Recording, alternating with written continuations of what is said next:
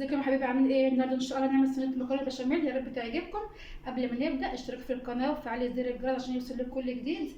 معانا هنا طبعا البصل واللحمه المفرومه هنا فرمينها، وهنا المكرونه سلقاها يعني بعد الغليان 9 دقايق ونطفي عليها. معانا هنا الزيت. اول حاجه نعصج اللحمه. معانا زيت، نحط البصل،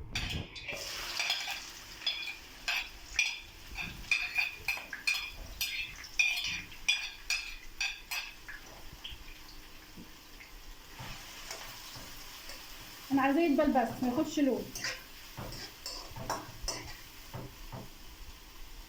هنا قبل ما يدبل هنا هنعمل البشاميل. معانا هنا كيلو لبن،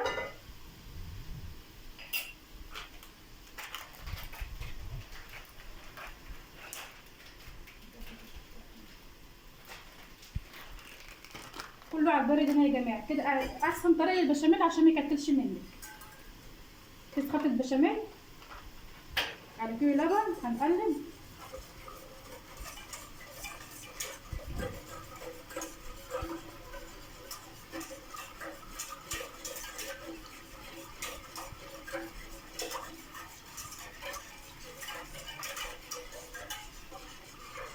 كده قلبنا كويس بقى، نحطه على النار.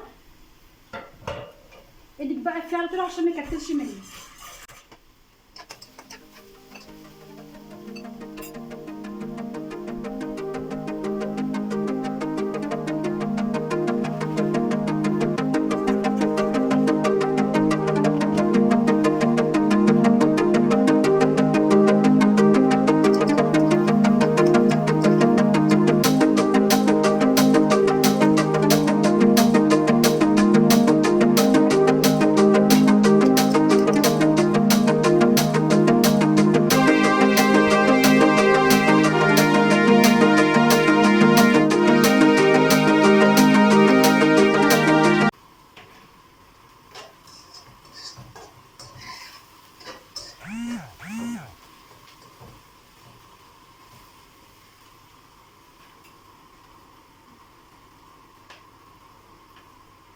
هنا هنحط اللحمه،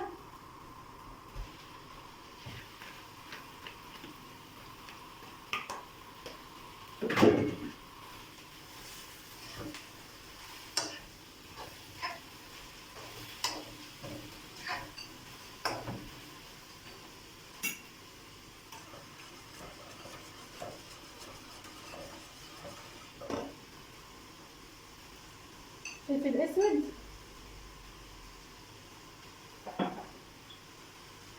كمون،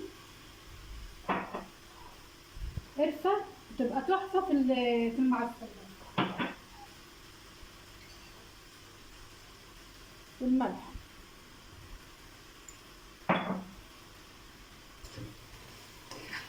كده خلاص خلصنا كده اللحمه، بس نسيبها بقى تستوي. طريقتها سهله خالص، ما فيهاش حاجه. انا كنت حاطاها في الفريزر، سكت بقى شويه مع البصل بشكل البشاميل.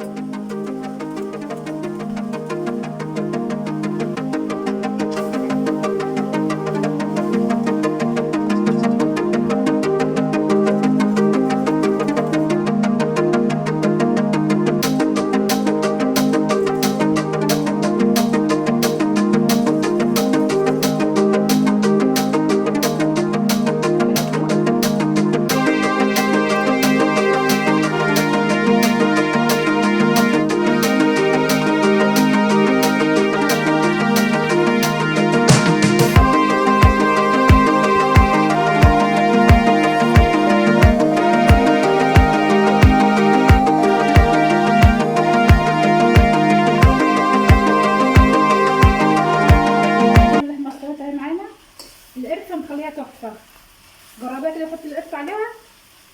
كده خلاص خلصنا.